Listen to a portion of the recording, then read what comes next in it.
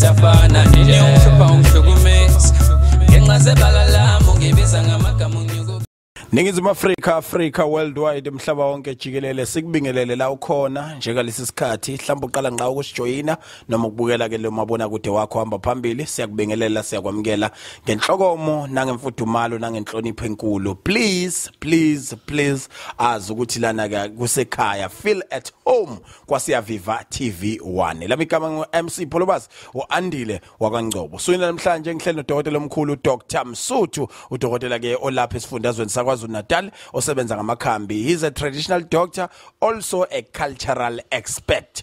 Dr. Msuthu siyakwamukela siyakubingelela sawubona. Siyabingelela emhlabeni wonke South Africa yonke naphesheya kwezilwandle. Dr. Msuthu nyangabe sizwe umzimba okhala amathamba amadoda ebhodla wesinambhodla manje njengengcuba. Basho njalo ke uma sebengithakazela laba abangazi kangcono. Umfana kaMgomezulu siyabonga nje kakhulu ukuthi siphinde sihlangane MC Polobasi sisazokhuluma ngokujula ngezinto sizabantu. Dokotela kuyintokozo futhi kusinikeza ithemba lokuthi izinto zakithi ayisoze zashabalala makusekhona amadoda afana nawe asebenza ngosikhandla nokukhuthala ekuthenini ulwazanalo kwinqolobane yalo kwazi ukudlulisela nasezweni. Siyazi ukuthi kunezinto ezinjula eningenayo inkinga ukuyikhuluma kunezinto futhi ezinjula ekumgomo nomthetho ukuthi ningasiqaguli isinomi kanjani eyidinga ukuthi lo naloyo ufuna ukubona lokho noma ukuzwa ezesigodlweni. Kodwa ke siyacela ukuthi udokotela wethu ahloniphe ukuthi asazi thina masithuke sabuza uyobe usucorrecta ngendlela ekuyiyo. Dokotela umbuzo wami oqala uncike nje kudokotela uMsuthu ukuthi udokotela uMsuthu ungenwe kanjani ilo msebenzi awenzayo noma yidlozi elimholele ekuthenini usuku nosuku akwazi ukulapha abantu. Ngifuna siqale lapho kuze kube lula nomuntu ozosijoyina sesijulile kakhulu ukuthi abone ukuthi lolu gebhezi silishukuzayo livuthwe kangakanani. Ngamafishane nje MC Polobasi bengiyindoda noma bengumfanyana omncane bekathandaza eJericho. Jericho siyone abantu bayazi ngeJericho libandla eligcwele le ngakithi shuthi ke kwaseqala ngehlelwa ithunywa mangehlelwa zithunywa zenkonzo kwasekuthiwa no lento yakhe ihambisana nokobdlozi akahambe kodwa ayophothula lo muntu ngoba lokho kwakhe kubunyanga akusikhona ukuthi kufanele abe isangomagcwala ibovu ekhanda athwase lokhu kuthwasa okuhlukile kwamagobongo. Mina kufanele ngiyophothula ngiyosebenzisa igobongo eliphathelene nenzuzo phezukwa kulomzimba ngoba ngembathwa inzuzo yasemanzini. Ngahamba ke kwathiwa kufanele ngiphothule eMaputo gogo la wangitransferela khona ngoba ugogo wami bekayisangoma ngengachaza lokhu phambilini. Umkhulu wami bekayinyanga ugedla ahlola nje kuphela. So engakusho ukuthi ke lokhu engikhuluma ngakho ngikhuluma ngento eyenzeke ngo98 bengisemleminyaka yo15 lokho ngihlala ngichaza abantu nginesho ukuthi bayakukhumbula abantu abaningi engasho ngithi ke cha umsebenzi ke mase ukhula uma sewukhula umsebenzi uyakhula umsebenzi sekuze kufika la esigabeni sokuthi ke ngicina sengazi ukwenza izinto ejulile lezi ezithandwa abantu kakhulu.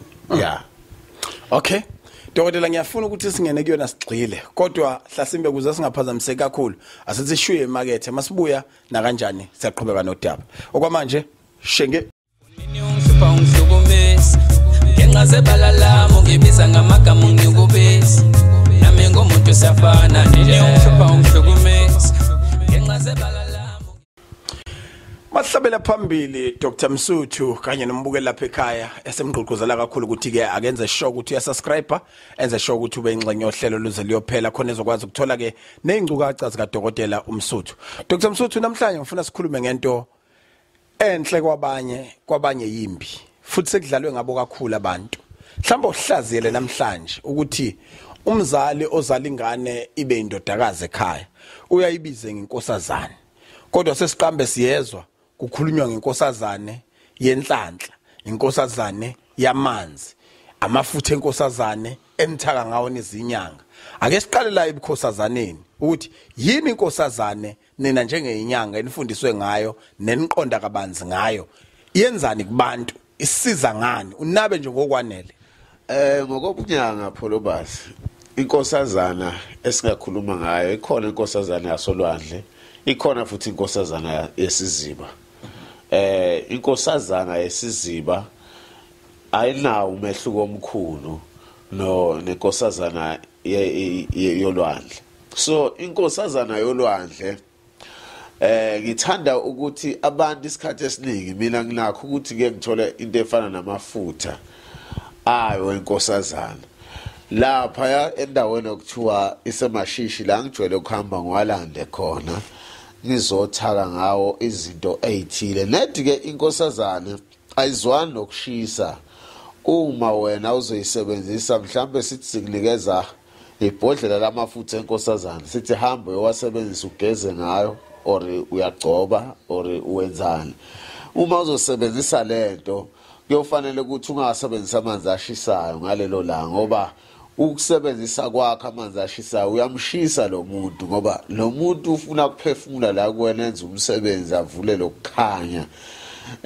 Igama ke elithi inkosazana likhulunywa ngentombazana okusho ukuthi lo muntu wasemanzini obuya abe ufishi ufaniswa nentombazana ngoba isikhathi esiningi uvela ayintombazana. So ingakho kuthiwa inkosazana. Ikhona ke inkosazana kuthiwa njengoba ushilo Pholobasi ukuthi ngizele ingane. Ingane yami ngizoyibiza ngenkosazana already ngoba iligugu kimi.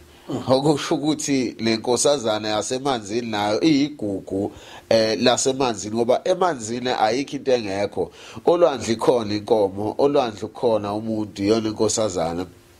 Ikhona inja, kukhona konke esikubona la ngaphandle kodwa kunomehluko akusafani nokula ngaphandle. Yeah. Dokotela kuye kwaba namahlebezo ukuthi khona umuntu owabona inkosazane ekuyiboneni kwakhe yathi akayiphinisele phakathi izomenzela likhulu yena wadaza inkani sasafika esigabeni setsunami. Ake ususele unkungu mhlambe nenkoleloze noma lelo qiniso emehlweni abantu nakumina uqobo ukuthi into enjalo maye ngasibe khona umthelele ngawumuphi iseke yaba khona na noma yakazi yaba khona nina ngokweinhlolo zenu senizwe into ecishe ifane nale nazi ukuthi kuye kube kanjani mayithe yaphumela ngaphandle. Ngokwami nje MC Pholobasi into okuthiwa inkosazana akusiyona into ebonwa enoma ubani. Njengami mina ke ngumuntu owaziwayo ukuthi iqiniso ngiyalibeka Pholobasi. Mina lezi zinto ngizazi ngoba sengithola amafutha ayo ngiyakholelwa futhi ukuthi wona straight angikhulumi ngale mafutha abekwa la emakhemisi abovu kuthiwa inkosazana. Amafutha enkosazana athi wabe cream white ayakhanya nje awasiwona amafutha abovu. So into engayisho ngithi inkosazana ukubonwa kwayo umuntu oyibonile uyena osuke senhlanhleni. Asikwazi ukuthi thina sithi inkosazana inelanguage engayikhuluma kuwena ngoba ilanguage yayo okokuqala ngiyazi ayikwazi ukukhuluma isiZulu, ayikwazi ukukhuluma isilungu, angazi ikhuluma lophu ulimi ngoba ukutholakala kwayo vele kufanele inkosazana ibonakale ngalesi sikhathi semvula ezinkulu ebesiyabonakala ke yona. Kanjalo njengoba kukhona inkomo yamanzi lesibiza kuthi yena ehippo imvubu ngokwangakithi inkomo leyo ke enkulu yasemanzini nayo futhi enenhlanhla ngendlela yayo uma sisebenzisa izinto ezifana namafutha azo.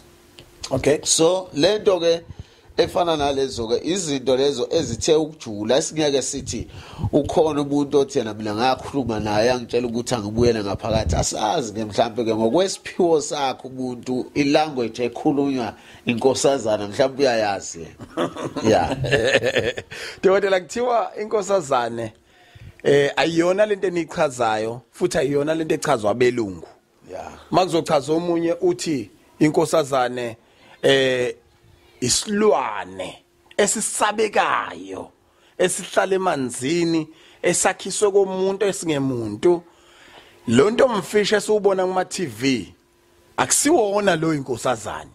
No, inkosazana njengoba ngisho ukuthi imfihlo isemfihlakalweni. Masikhuluma ngokuthi siyayilinganisa ku like fish like ini inkosazana originally ngoba mina ngaze ngiyibone iphila futhi angaze ngize ngiyiphathe kodwa ukhona umuntu engafika kuyena wangivezela iphisinyana wasethi umncane zokunikeza lokho okufunayo. Uma sengihleli naye phansi sengichazela uyangitshela ukuthi ngala imhlophe ngala ngemuva imnyama lezandla zayo la ngoba isandla sayo ngeke ngasibona ke sona ngoba ngisho ngithi ngabona iphisinyana kodwa ubuso angizange ngibonane nabo. Isandla sakhona sifana nedada uyabona idada lihlukanisile la ngaphakathi uma inzwane zu5 kanje kunenyama kodwa la so lezi zinto akusiyona into ebona uNombani futhi akusiyona into ongayithatha ngokuthi mina ngiyahamba ngiyoyifuna ngifike ngiyithole. Uyoyithola ngoba ube senhlanhleni yayo nomuntu oyiphethe uyithola ngoba usenhlanhleni ukuthi uthole loyo muntu lo akusiyona into evamile kuba khona. Into encane engaka ngayithola ngo50,000 ibhodlela encane elingaka. So sekwenze njani mayethi umuntu izofika kuwe ngephupho bese nenza ucansi kuyiphutha kwamanga kuyiqiniso? Angikwazi ukuthi inkosazana ilala nomuntu kodwa engikwazi ukuthi inkosazana iyavela ngokwamaphupho kodwa ngokuvela kwayo isuke iveza ubunhlanhla okufanele buwele kuwena. Ayikwazi inkosazana ukuthi izovela njengesilwane ukuthi izolala nawe ngoba ayithunyelwe ukuthi izolala nawe kodwa ekuzela izela ukuthi izokhanyisa izinto zakho. Njengoba yona ihambisana nemvula imvula inhlanhla iheli yibika elichaza ukuthi izinto zihambe kahle noma senza umcimbi ekhaya makwana imvula sithi no konke ku right. Yeah. So dokotela ngokukwazi kwakho noma ngokucabanga kwakho noma ngokuboniswa kwakho amadlozi njengabantu abakwazi ukuthi nomoya ubatshene ukuthi into iye ime kanje umuntu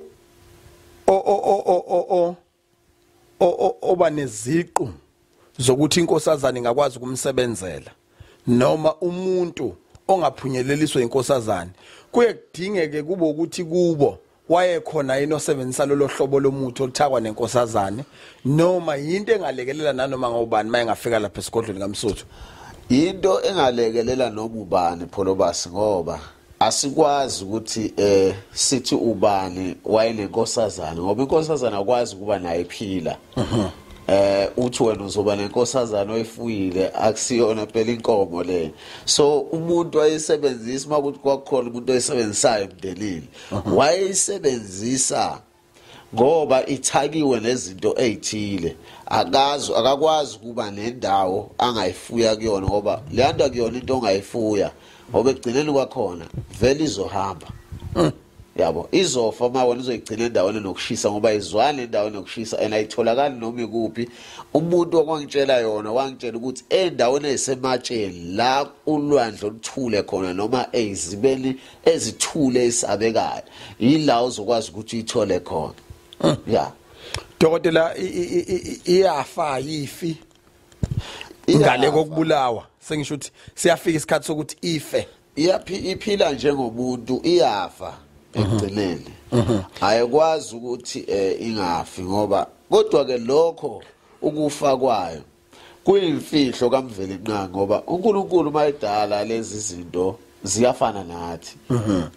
Nathi kunendlela usiko othile ukuthi masifa ngithi siyofihlwa siyombela nabo futhi olwandle ngokwendlula kwazo lezi zinto kufanele kube khona indlela ukuthi zicashe. So leyo nto into ejulile enjula bucophe edinga ukuthi sikhulume sijule siye kakhulu.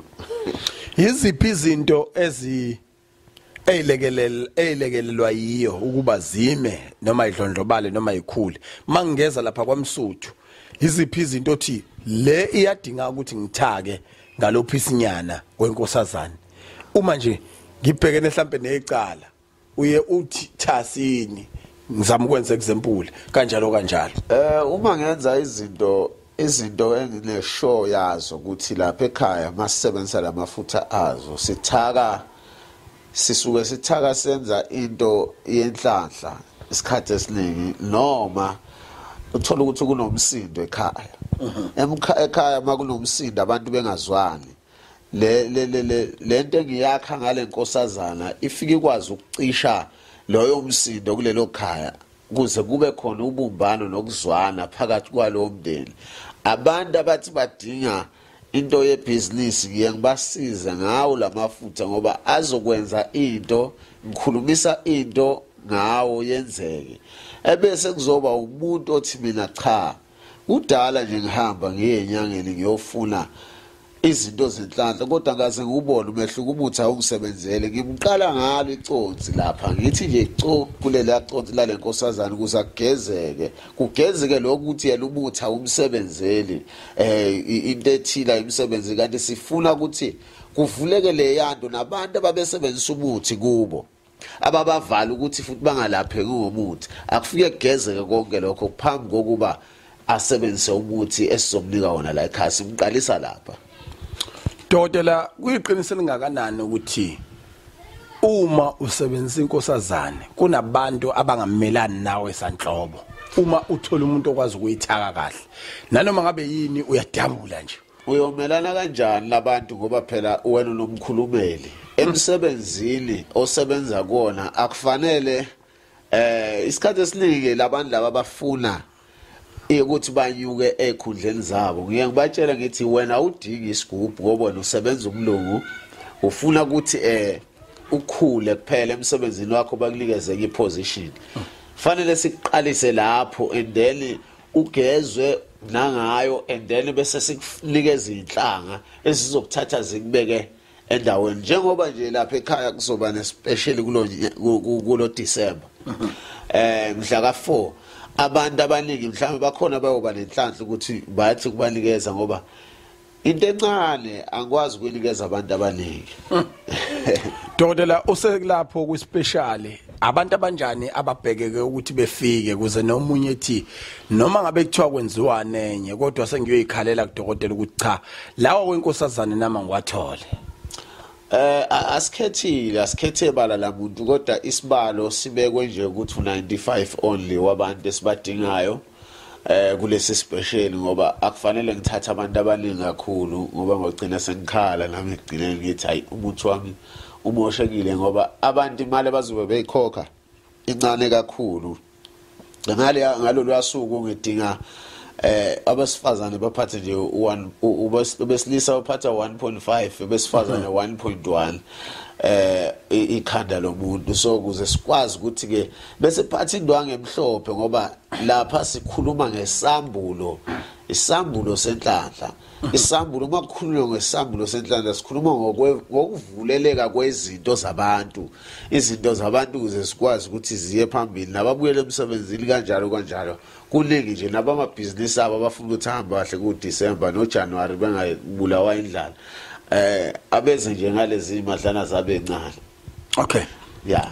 Dokotela uthini ngathi esinenkinga ukuthi sisemajele njengoba sikhuluma manje ngalesi special sakho noma lokho akudinga umuntu ongezofika khona ekhaya especially sidinga umuntu ozofika ekhaya hayi umuntu ongekho ekhaya ongezukufika lapha ekhaya so abantu abasemajele umuntu angathumela umuntu wakubo mayefuna ukusizakala enkingeni yakhe kodwa ke la kulesi special asikhulumi kakhulu ngale mithi yamacala amacala nje imali yakhona nje straight noma ngiyakize ngidalule la ukuthi icala ngicharge malini yeah yilokho.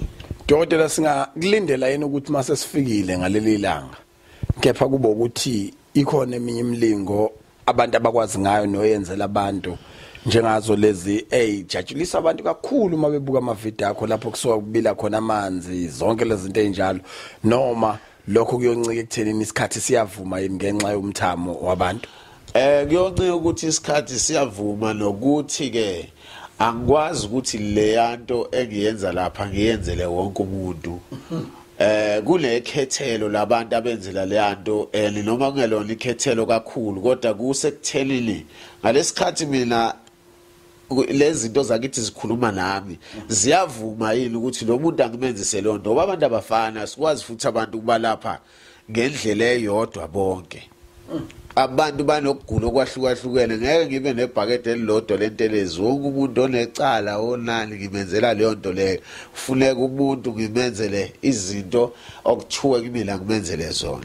Khona abanezigubhu abayithathe endaweni ezahlukahlukene ngaleli langa lespecial bengayiphatha yini ukuzoxoxisana ukuthi ukusuka kuqala kuso kuze kuyofinyelela esigabeni sokuthi kwasona usipheke isigubhu noma usenze okuthile ningaba yini nayo indlela ukuthi nibambisane. Ya pholo basi into enkanjalo ke abakhona ekuthelini abantu ngithi ke abantu abanegubhu ezithule athi umuntu ngasilanda akafike sisibuke ukuthi sisakhona ukusebenza masingasebenzi sisivuse kodwa uma ukuthi kwakuyisigubhu esivele singasebenzi ke straight angikwazi ukuthi ngiyathi ngivusane into nebivele ngaphili kufuneka ngivuse into ebivele iphila ebese ngikwazi ukwenza ukuthi mina siqhubeke senze umsebenzi asiyalelwe wona ukuthi siwenze.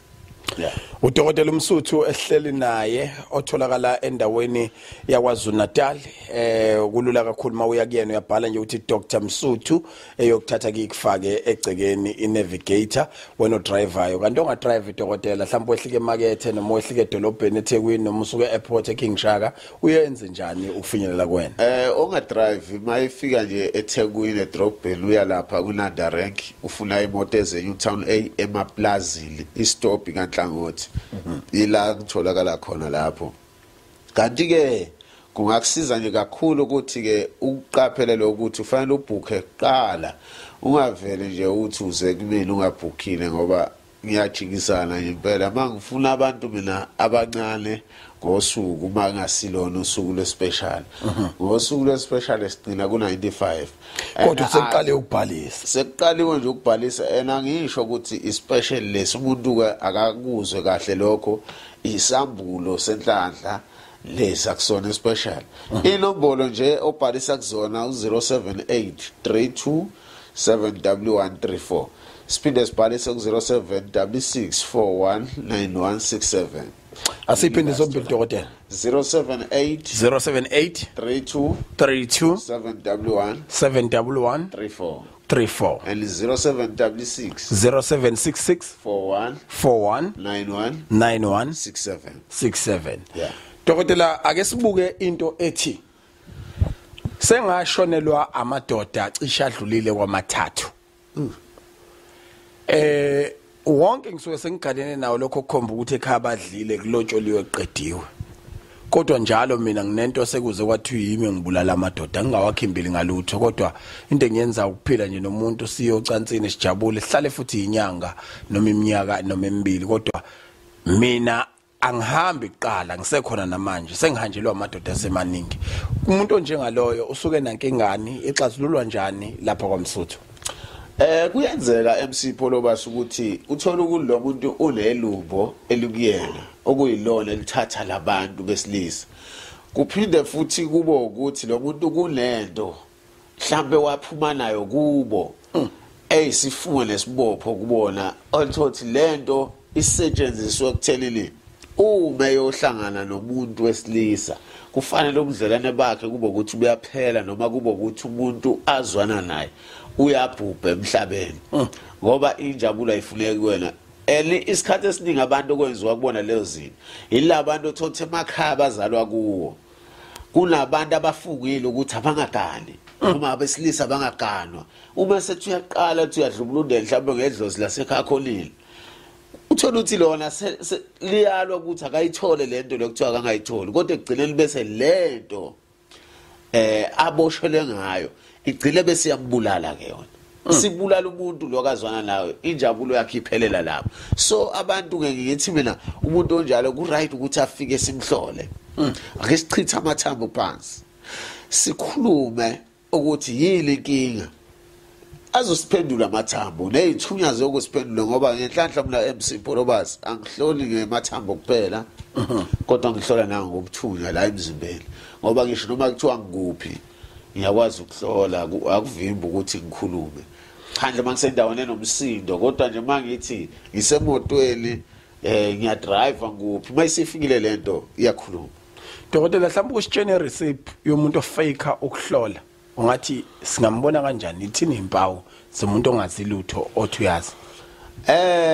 Engakusho nje Polobas umuntu ma efika kuwena ezohlola njengami lapha ekhaya asimbuza umuntu uthi yilo izele kodwa uphathana ijezi lengane umuntu makuthi uzohlolela umuntu ayiphatha noma impahla yakhe umuntu kodwa mangabe umuntu ezohlola yena nje ngicacise lokho ukuthi mayefika ezohlola yena asimbuza ukuthi inkinga yakhe ikuphi sifike simtshele ukuthi kwenzeka kanje kwenzeka kanje kwenzeka kanje kwenzeka kanje ebese athi yes or no ngoba asifuna senze le favor asivumisani njengezango ukuthi siyavuma uthi umuntu kuyikho noma akusikho ebese siqhubeka nodaba lwakhe. So ilapho nje indaba umuntu ofekhaya uzokubuza ukuthi uze ngani uze ngekhaya noma uze ngokugula noma uze ngokulahlekelwa sesewumnikeza istory phela lapho ukuthi cha akasale le drama yakhe eseyikopela la kuwena eqhubeke nayo.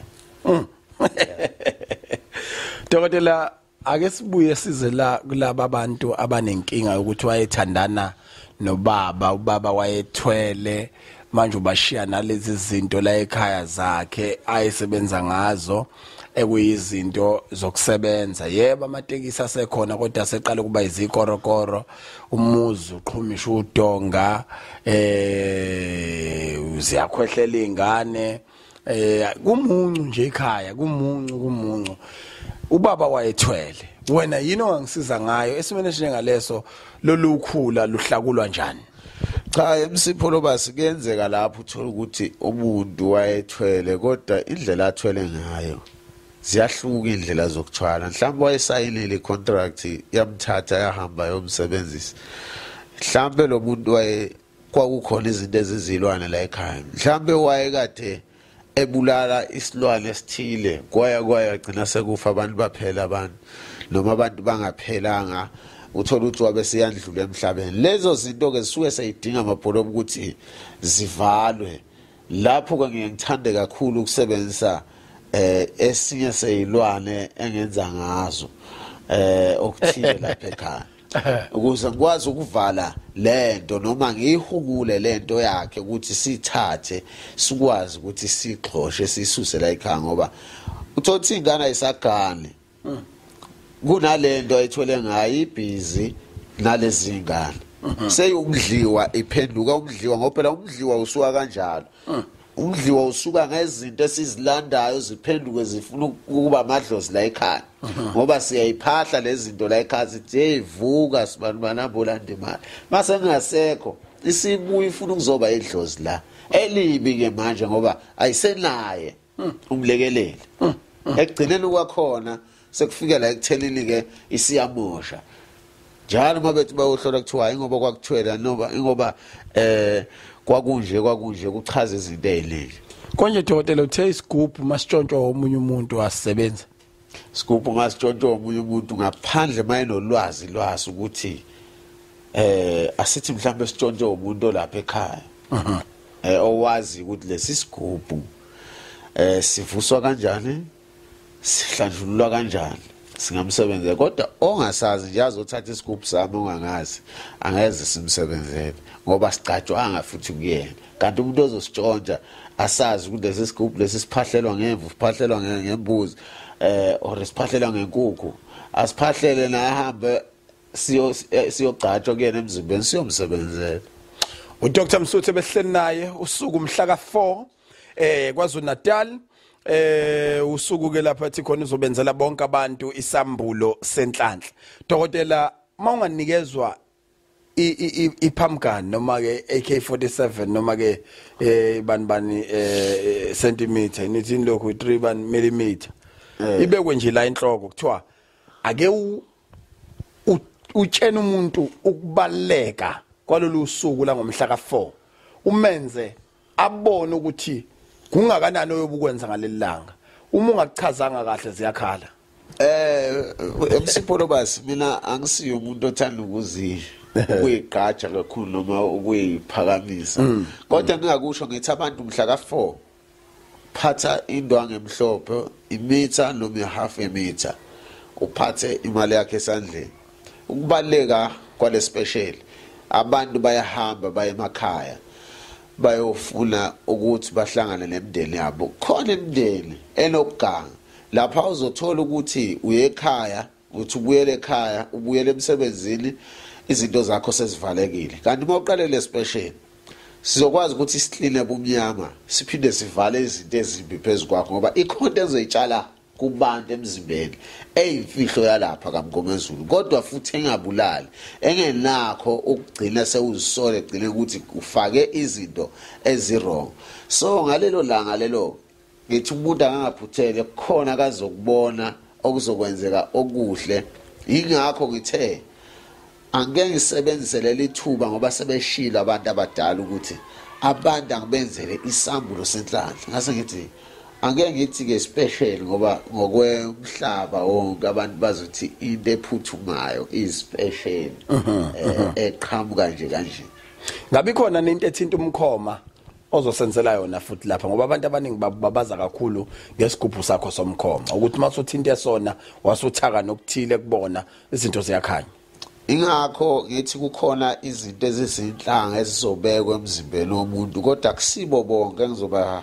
nikeza inhlanga zalesi sigubhu somkhoma ngoba uvula kuvaliwe emzini amanye amadoda inhlala beyisola bethi ngeke yaphumelela ngithi mina hamba nawe ufike kaMsuthu ufike uthole lolu godo olisinda abetshathi balo yobona into yamehlo kunjalo nje Dokotela siphi inombolo zakhe singakuthinta kuzona nesingabhalisa kuzo bese sikupha ithuba lokuthi ushaya umyalezo wakho ogcina sesiphethe 0766 41 91 67 078 32 711 34 abantu kumhla ka4 sibhalise kuse early ngoba kuyavalwa amasango ayavalwa lapho kaMgomezulu usuke Western Cape use Northern Cape Northwest Mpumalanga Jozi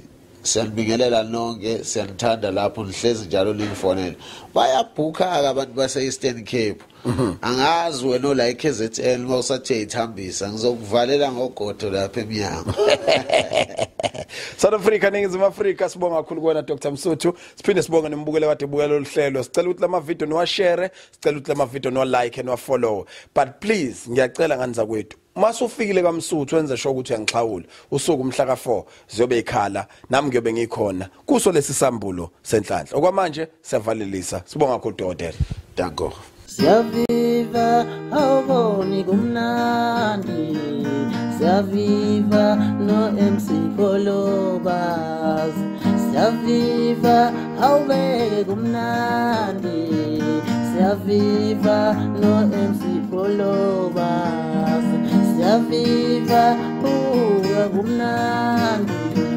Siyaviva no MC Kolobas andile umejalo qhawelethu andile mdaka ngobo umejalo qhawelethu andile wemdaka ngobo umejalo qhawelethu awubuke nje siyaviva awuyazi kumnandi siyaviva no MC Polo